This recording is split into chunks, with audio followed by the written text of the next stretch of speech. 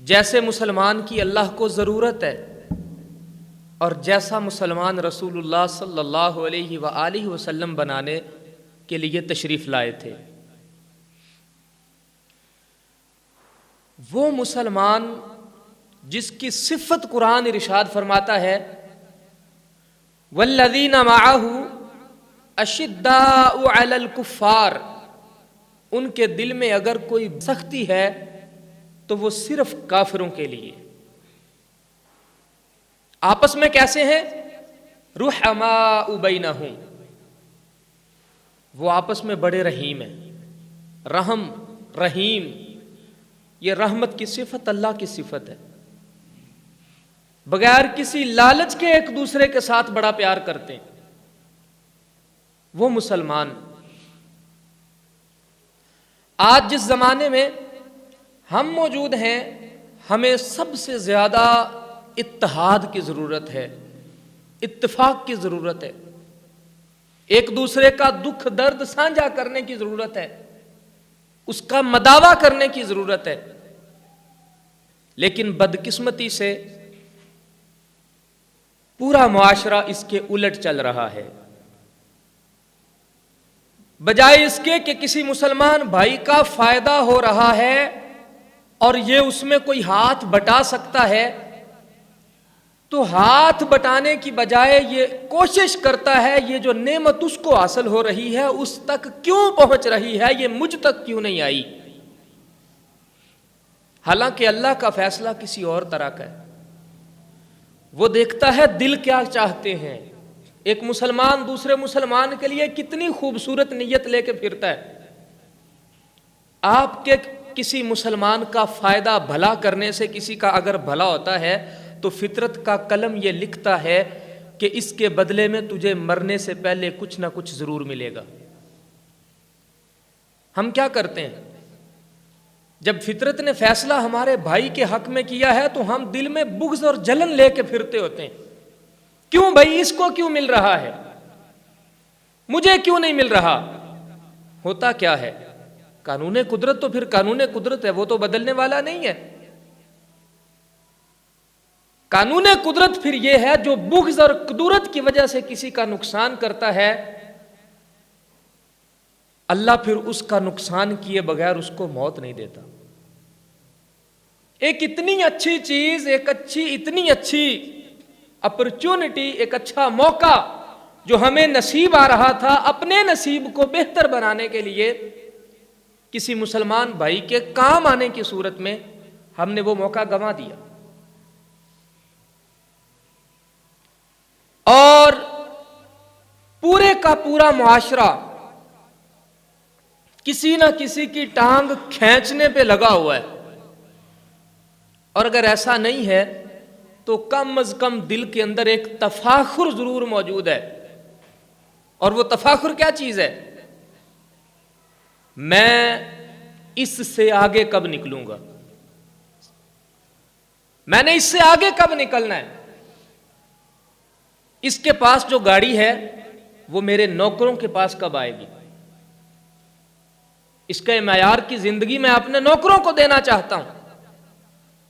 تفاخر بینکم وتکاثر فی الاموال والاولاد، آپس میں بڑائی چاہنا ایک دوسرے کے اوپر، کم از کم یہ چیز تو موجود ہے۔ اللہ اکبر! وہ مسلمان جو کسی زمانے میں دوسرے مسلمان بھائی کو دیکھ کے خوش ہوتا تھا اور اس کا کاروبار اچھا دیکھ کے اس کو دعائیں دیتا تھا، وہ مسلمان خود بھی بڑا خوشحال تھا، اس کا پورا معاشرہ بڑا خوشحال تھا۔ حضرت عبد الرحمن بن عوف سارا کچھ چھوڑ چھاڑ کے آ گئے مدینے، کچھ بھی نہیں لائے ساتھ۔ انصاری صحابی ساتھی کہنے لگا میرا مال یہ ہے، آدھا گھر کا مال بھی علیحدہ کر دیا، جائیداد کا مال بھی علیحدہ کر دیا، یہ آدھا تیرا ہے آدھا میرا ہے۔ حضرت عبد الرحمن بن عوف کیا فرماتے ہیں؟ میرے بھائی بس تو مجھے یہ بتا بازار کا راستہ کدھر ہے، مجھے یہ نہیں چاہیے، اللہ تجھے یہ مبارک کرے، اس کو اپنے پاس رکھ، اور مجھے یہ بتا کہ بازار کا راستہ کدھر ہے۔ کسی مسلمان کا بھلا کرنے کے لیے اگر آپ کو راستہ بتانے کی بھی توفیق حاصل ہو تو اس کا اجر بھی کل قیامت کے دن اللہ آپ کو دے گا. اس نے راستہ بتا دیا, اس نے کہا وہ بازار ہے, پاؤ یا آدھا کلو کھجوریں ہوں گی نا, وہ جو پہلے دن لی تھی حضرت عبد الرحمن بن عوف نے, اور بازار میں بیٹھ کر بیچنے لگے.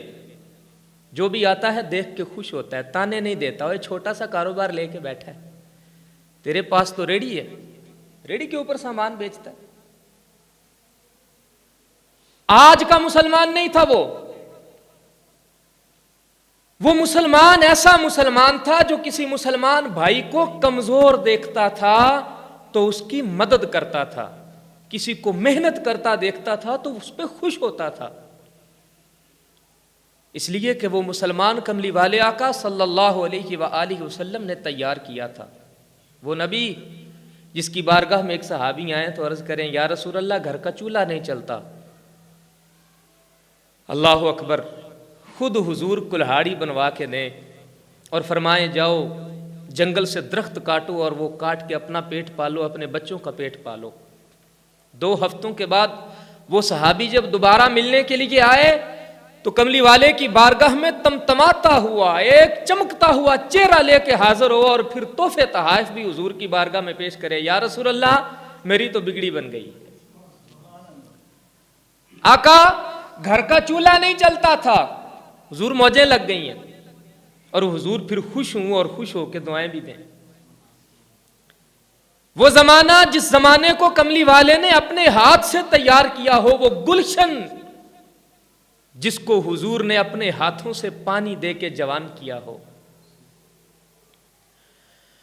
حضرت عبد الرحمن بن عوف بازار میں بیٹھے ہیں, کھجوریں بیچ رہے ہیں. پہلا دن کچھ ہے, اگلا دن کچھ ہے. جو گزرتا ہے گزرنے والا خوش بھی ہوتا ہے, گزرتے ہوئے دعائیں بھی دیتا ہے. پھر ایک وقت آیا مدینے کی گلیوں میں ایک بار ایسا شور بپا ہو جاتا تھا جیسے انہیں کوئی عید کا چاند نظر آ گیا ہو.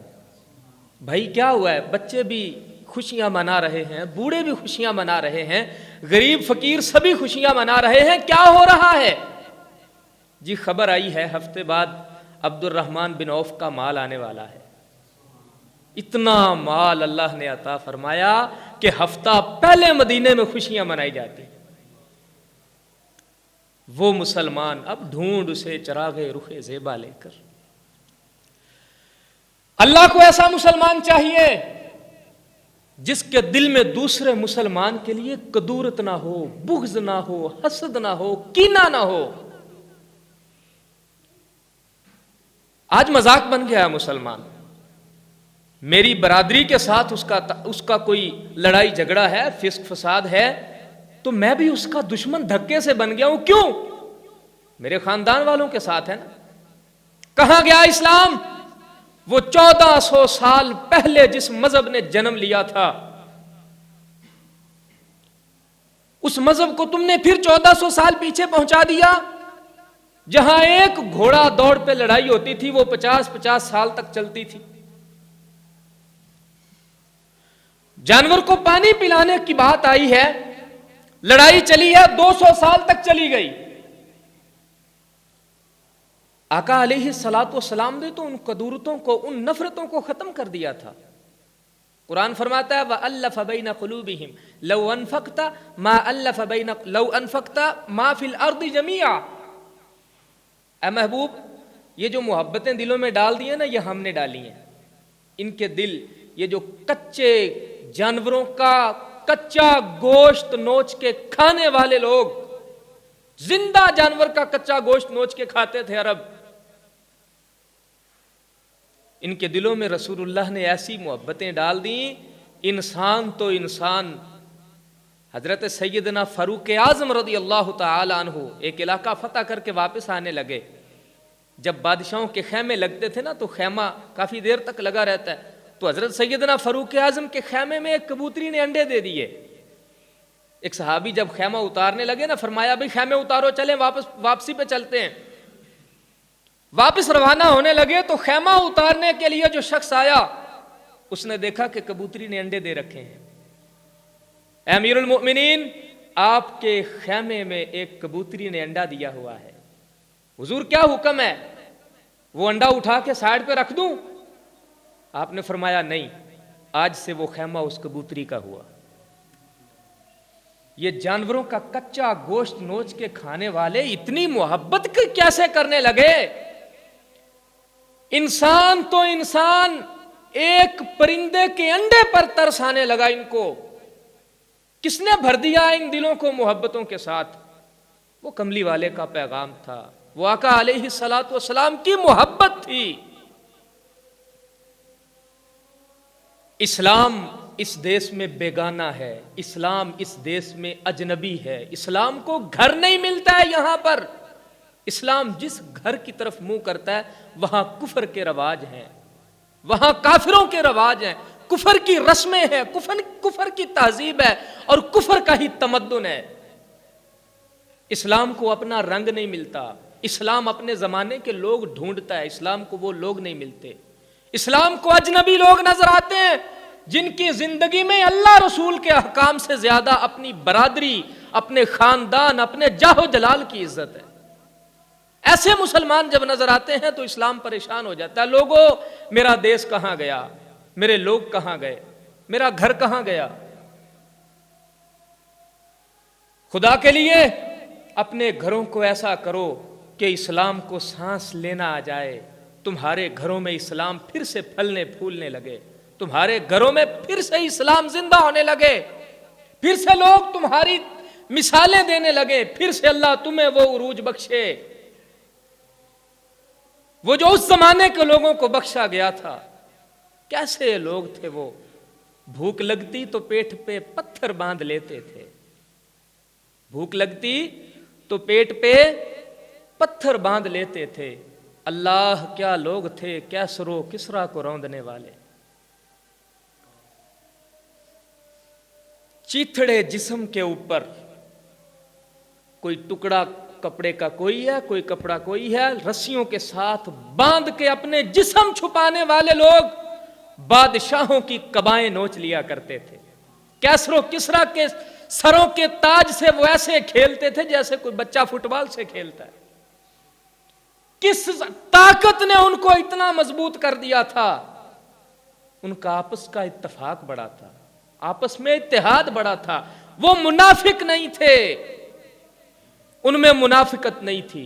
وہاں بادشاہ کا حکم جو اللہ اور اس کے رسول کے زیر اثر رہ کے دیا جاتا تھا وہ اللہ اور اس کے رسول کا حکم سمجھ کے تسلیم کیا جاتا تھا۔ وہاں لوگ کم ظرف نہیں تھے، کم نسل نہیں تھے، وہاں لوگ اعلیٰ ظرف تھے، کسی ایک انسان کو لیڈر ماننے کے قابل تھے۔ آج ہر بندے کا جی چاہتا ہے میں بھی لیڈر ہوں، میں بھی لیڈر ہوں۔ کم ظرفی، کم نسلی۔ یہ جو بڑے دماغ ہوتے ہیں نا وہ کسی ایک بندے کے پیچھے چلنا سیکھ لیتے ہیں، پھر اللہ ان کو عروج بخشتا ہے۔ اور جب دماغ چھوٹے ہو جائے نا، کمینہ ذہن جس کو کہا جاتا ہے، تو بندے کے اندر میں پیدا ہو جاتی ہے، اس کی جگہ میں کیوں نہیں، یہ کیوں؟ اللہ فرماتا ہے پھر ہٹ جا پیچھے، کسی کا عروج باقی نہیں ہے۔ پھر جس کو اللہ نے عقل دی ہے تم نے اس کا احترام نہیں کیا تو پھر تمہارے اوپر وہ لوگ مسلط کیے جائیں گے جو نااہل ہوں گے۔ اتفاق اتحاد اس قوم کا زائل ہو چکا ہے، ختم ہو چکا ہے۔ اور پھر انسان کو قتل کرنا کتنا بڑا جرم ہے۔ من قتل نفسا بغیر نفس او فساد فی الارض فکأنما قتل الناس جميعا۔ اللہ فرماتا ہے جس نے کسی نفس کو، کسی جان کو کسی جان کے بدلے کے بغیر یعنی بلا وجہ قتل کر دیا، اس نے اس ایک جان کو قتل نہیں کیا، اس نے قتل الناس جميعا، سارے لوگوں کو قتل کر دیا ہے۔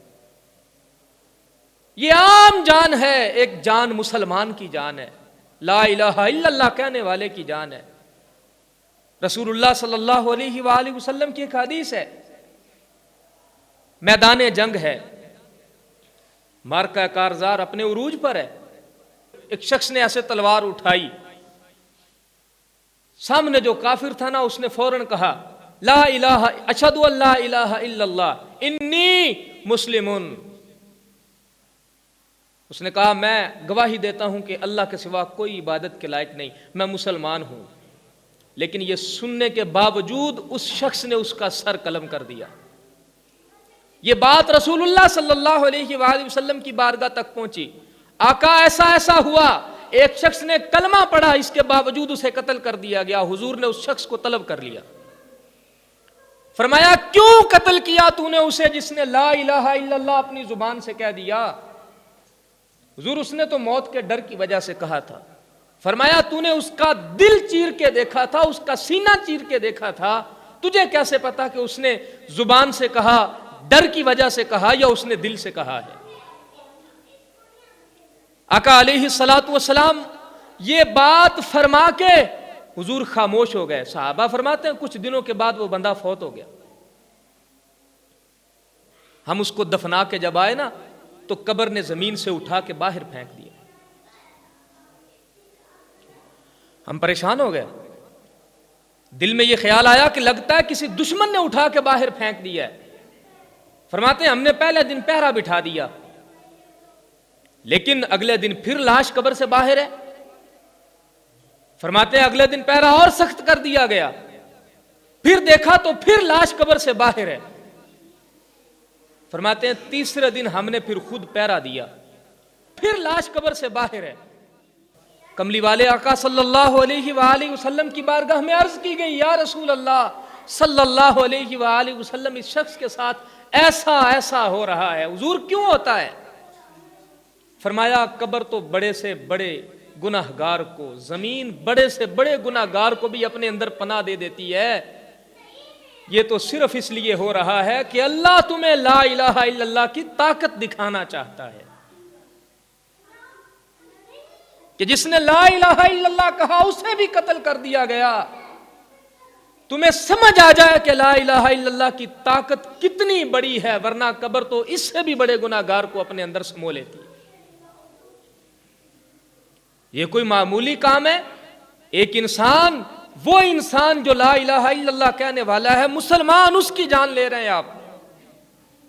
کوئی کافر ہے نا, کافر آپ کے ملک میں رہتا ہے, آپ کے قوانین کی پاسداری کرتا ہے, آپ کو ٹیکس دیتا ہے, آپ کا رب فرماتا ہے, آپ کا نبی فرماتا ہے, یہ کتاب یہ کہتی ہے خبردار اس کے اوپر بھی تلوار نہیں اٹھانی جب تک تمہارے مذہب کے سامنے کوئی تلوار لے کے نہ آ جائے اور تمہارے مذہب کی تبلیغ کے راستے میں آڑ نہ بنے, تب تک تم اسے قتل نہیں کر سکتے. اہل کتاب یہودی ہیں, عیسائی ہیں, یا پھر یہ کافر مشرک لوگ ہیں, اگر یہ آپ کے ملک میں رہتے ہیں تو ہمیں یہ حکم نہیں ہے کہ انہیں مار دو. ہمیں یہ حکم ہے کہ ان کے سامنے اپنا کردار پیش کرو, ان کے سامنے اپنے اخلاق پیش کرو, ان کے سامنے اپنے نبی کی سیرت, اپنے نبی کی زندگی پیش کرو, تاکہ ان کے دل پگھل جائیں, تمہارے دین کی طرف یہ آ جائیں. کب ہاتھ اٹھانا ہے؟ جب یہ تلوار لے کر تمہاری مسجدوں میں آ جائیں, خبردار آج کے بعد اسلام کی تبلیغ نہیں ہوگی, پھر ان کے اوپر ہاتھ اٹھانا ہے, ورنہ ہاتھ اٹھانے کی اجازت نہیں ہے. گرامی قدر احباب, یہ بڑا مبارک دین ہے, یہ بڑا مقدس دین ہے.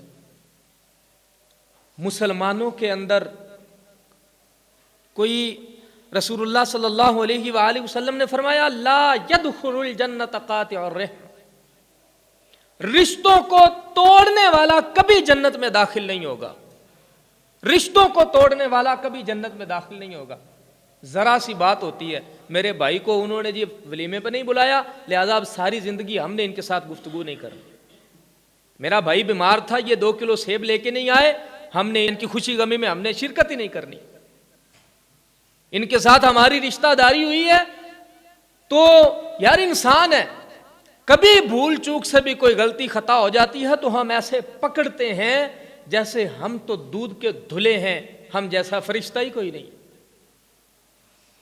چھوٹی چھوٹی باتوں پہ رشتوں کو توڑنے چلے جاتے ہیں, اور وہ باتیں کوئی اللہ رسول کا نام نہیں ہوتی, اور نہ ہی وہ اللہ اور اس کے رسول کی غیرت کے لیے اور اللہ اور اس کے رسول کی عزت اور عظمت کے لیے ہوتی ہیں.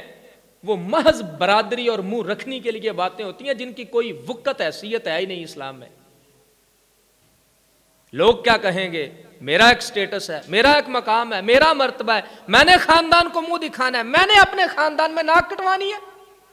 ان باتوں کی بنا پر وہ باتیں جو کافر کیا کرتے تھے آج ایک مسلمان بڑے فخر سے کرتا ہے، پھر انہی پہ عمل کرتا ہے۔ اللہ رسول کہاں گئے؟ وہ احکام جو تمہارے سروں پر، جن کے قیامت کے دن تم نے جن باتوں کا جواب دینا ہے، وہ باتیں کدھر گئیں؟ جب کل مالک اپنی بارگاہ میں، اپنی عدالت میں، کٹہرے میں کھڑا کر کے تم سے پوچھے گا، بتا فلاں بندے کے ساتھ تیرا معاملہ میں نے طے کیا تھا، تو نے اس کا حق ادا کیا یا نہیں کیا؟ تو کیا جواب دیں گے ہم؟ یہ باتیں وہ کرے جسے مرنے کے بعد اٹھنے کا یقین نہیں ہے۔ ایک مسلمان تو جیتا ہی اچھا مرنے کے لیے ہے، اچھا مرنے کے لیے مسلمان جیتا ہے۔ مسلمان بری موت کے لیے زندہ نہیں رہتا ہے۔ مسلمان ایک خوبصورت موت کی تیاری کے لیے 70 سال محنت کرتا ہے، خوبصورت موت کی تیاری کے لیے۔ کیوں؟ جو کافر ہے وہ تو کافر ہے، انکار ہے اس کا، وہ کہتا ہے مر گیا تو بس مر گئے۔ ایک مسلمان ہے، وہ جانتا ہے آج بہن کا حق رکھا تو کل قیامت کے دن اٹھنا ہے، جاگنا ہے، مر ہی نہیں جانا، حساب دینا ہے۔ بھائی کا حق رکھا تو حساب دینا ہے، ماتحت نوکر کا حق رکھا تو حساب دینا ہے، ماں باپ کو ستایا تو حساب دینا ہے، رشتہ داروں سے رشتہ داریاں توڑی تو حساب دینا ہے، کسی جانور پر بھی ظلم کیا، کسی درخت پر بلا وجہ اس کو کاٹ دیا، اس پر بھی مجھے حساب دینا ہے، مجھے تو پانی کے ایک ایک قطرے کا بھی حساب دینا ہے۔ مسلمان کے لیے تو یہ زندگی قبر کی تیاری کے لیے زندگی ہے، اس کے لیے یہ زندگی اپنی انا پالنے کے لیے، اپنا منہ رکھنے کے لیے، اپنا ناک بچوانے کے لیے اور اپنی واہ واہ کروانے کے لیے تو وقت ہی نہیں ہے اس کے پاس۔ یہ تھوڑا سا، یہ مختصر سا وقت ہے تیرے پاس صرف اس لیے کہ کل تیرا رب یہ کہے۔ توحید تو یہ ہے کہ خدا حشر میں کہہ دے یہ بندہ دو عالم سے خفا میرے لیے ہے، میرے لیے لڑتا رہا، یہ میرے لیے ہی مرتا رہا ہے، اس نے اپنی عزت کی پرواہ نہیں کی، اس نے بس یہ دیکھا یہاں میرا رب کیا کہتا ہے، میرا محبوب کیا کہتا ہے۔ اس نے صرف یہ دیکھا، یہ نہیں دیکھا کہ میرے خاندان کے ساتھ ایسا ایسا ہو گیا، اس نے یہ دیکھا یہاں میرے اللہ اور اس کے رسول کا کیا حکم ہے۔ یہ تو ہمارے لیے جیا کرتا تھا، وہ مسلمان چاہیے اسلام کو، اسلام ایسے مسلمان کو ڈھونڈتا ہے۔ اور پھر آپ کا معاشرہ ایسا معاشرہ ہے، اللہ فرماتا ہے ہمیں تو اتنی بات بھی گوارا نہیں ہے کہ اس معاشرے میں کوئی بری بات بھی پھیلے۔ غیبت ہے نا، غیبت، رسول اللہ صلی اللہ علیہ وسلم گزر رہے ہیں، راستے میں دیکھا ہے خچر مرا پڑا ہے، اس کا بدبودار گوشت، صحابہ کو حضور فرمانے لگے کیا کوئی چاہے گا کہ اس کا گوشت کھائے؟ کتنی سخت بات رحمت للعالمین کی زبان سے نکلی، حضور کا مزاج ایسا نہیں تھا، لیکن غیبت کتنا بڑا گناہ ہے وہ سمجھانے کے لیے حضور نے یہ بات ارشاد فرمائی۔ فرمایا کوئی پسند کرے گا اس کا گوشت کھانا؟ یا رسول اللہ کوئی ایسا بھی کر سکتا ہے؟ فرمایا کسی مسلمان کی غیبت یا چغلی کرنا اس سے بہتر ہے کہ یہ گوشت کھا لیا جائے۔ وہ چغلی کرنا اس سے بھی بدترین بات ہے۔ مسلمانوں کے معاشرے میں تو کسی بری بات کو پھیلانے کی اجازت نہیں ہے۔ رب فرماتا ہے ان الذین یحبون ان تشیع الفاحشہ فی الذین آمنوا لہم عذاب علیم فی الدنیا والآخرہ۔ جو لوگ یہ چاہتے ہیں نا مسلمانوں میں کوئی بری بات پھیلے، کوئی فحاشی کی بات، کوئی بے حیائی کی بات، وہ لوگ بھی کسی بھول میں نہ رہیں، اس دنیا میں بھی ان کو ہم عذاب دیں گے، آخرت میں بھی ان کے لیے لعنتیں اور عذاب ہے۔ یہ قرآن کی آیت کا ترجمہ میں نے آپ کے سامنے کیا۔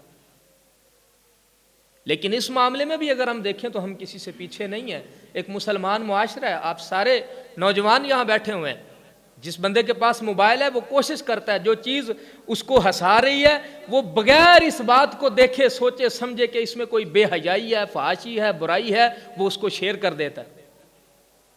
کوئی بری بات آپ کو نظر آئے، لا حول ولا قوت کہہ کے، لا حول ولا قوت الا باللہ العلی العظیم کہہ کے اپنی جان چھڑائیں اور دوسرے مسلمان کی آنکھ سے اس چیز کو محفوظ کر لیں۔ ورنہ قرآن کے حکم کے مطابق آپ دنیا میں بھی لعنت کے مستحق، آخرت میں بھی لعنت کے مستحق۔ اور آج سوشل میڈیا کا زمانہ ہے، زندگی بڑی آسان کر دی انٹرنیٹ نے، لیکن گناہ بھی بہت آسان کر دیا اس نے۔ ایک بندہ صبح ایک ویڈیو شیئر کرتا ہے، شام تک 6 لاکھ بندہ اس کو دیکھتا ہے۔ کتنے بندوں کا گناہ کمایا اس نے؟ ایک دن میں 6 لاکھ بندوں کا گناہ کمایا ہے، 6 لاکھ گناہ۔ آپ ذرا غور کریں ہم کدھر جا رہے ہیں۔ ایک ہی بات اس کے پیش نظر ہوتی تھی، کل کملی والے کو منہ دکھانا ہے، اللہ کے سامنے، کملی والے کے سامنے کہیں شرمندہ نہ ہونا پڑ جائے۔ ہمیں ایسے جینا ہے۔ احباب، ان باتوں کی طرف توجہ کریں، ان باتوں کی طرف غور کریں۔ ہمیشہ نہیں رہنا یہاں پر۔ ہم سے پہلے ہمارے باپ دادا بھی اتنے ہوا کرتے تھے، پھر ان کے بال سفید آ گئے، اب ان کی جگیر ہم نے سنبھال لی ہے۔ ایک زمانہ آئے گا جیسے آج ہم حاکم بن کے اپنے گھروں پر بیٹھے ہیں، کوئی اور یہاں بیٹھا ہوگا اور وہ بھی ہماری طرح ہی اپنا حق جتا رہا ہوگا، لیکن شاید اس وقت اس کے ذہن سے بھی نکل چکا ہوگا کہ ہم سے پہلے بھی کوئی ایسے بیٹھا تھا۔ نہیں بیٹھ رہنا سدا یہاں کسی نے۔ اس لیے اگلا گھر جہاں موت بھی نہیں ہے اور موت کا تصور بھی نہیں ہے، جہاں کمزوری بڑھاپے کا نام تک نہیں ہے، جہاں زندگی ہے، لمبی ہے اور جوانی والی ہے، اس گھر کے لیے تیاری کریں۔ مسلمان بن کے ابھریں۔ اسلام کے چہرے پر جو گرد پڑی ہے، خدا کے لیے نوجوانوں، افراد کے ہاتھوں میں ہے اقوام کی تقدیر، ہر فرد ہے ملت کے مقدر کا ستارہ۔ ہر بندہ اپنی ذات کو اگر سنوارنا شروع کر دے تو یہ معاشرہ نکھر کے ایک اچھا معاشرہ بن کے سامنے آئے گا۔ پھر وہ بات، وہ حدیث ہم دنیا کو سنانے کے قابل ہوں گے۔ آج ہمیں وہ حدیث سناتے شرم آتی ہے، لیکن کاش کہ تمہارے دلوں میں یہ بات بیٹھ جائے، تم معاشرے کو ایسا کر دو کہ ہم فخر سے وہ حدیث سنائیں کہ کملی والے جب اس دھرتی کی طرف دیکھتے تھے تو حضور مسکرایا کرتے تھے، ادھر پاکستان ہندوستان کی طرف دیکھ کے حضور مسکراتے تھے۔ مجھے یہاں سے اپنے دین کی خوشبو آتی ہے، یہاں سے حضور کو خوشبو آتی تھی۔ ایسا نہیں ہے کہ تمہارے دل، یہ زمین مائیں بانجھ ہو گئی ہیں، ایسا نہیں ہے۔ یہاں آج بھی رسول اللہ صلی اللہ علیہ وسلم کا عشق موجود ہے، زندہ ہے۔ کوئی پتہ نہیں کب کس گلی سے، کس محلے سے کوئی غازی علم دین جنم لے ہے، یہاں سب کچھ موجود ہے۔ نہیں نا امید اقبال اپنی کشتے ویراں سے، ذرا نم ہو تو یہ مٹی بڑی زرخیز ہے ساقی۔ سدھر جائیں، اللہ والے بن جائیں۔ رسول اللہ صلی اللہ علیہ وآلہ وسلم کے نام پر آپ کا نام پکارا جاتا ہے، ذرا اپنی حیثیت اور اپنی اوقات کو تو سمجھیں۔ تمہیں اللہ نے کتنا مرتبہ اور کتنا مقام عطا فرمایا۔ اللہ ہمیں سمجھ بوجھ عطا فرمائے۔ وما علیہ الا البلاغ۔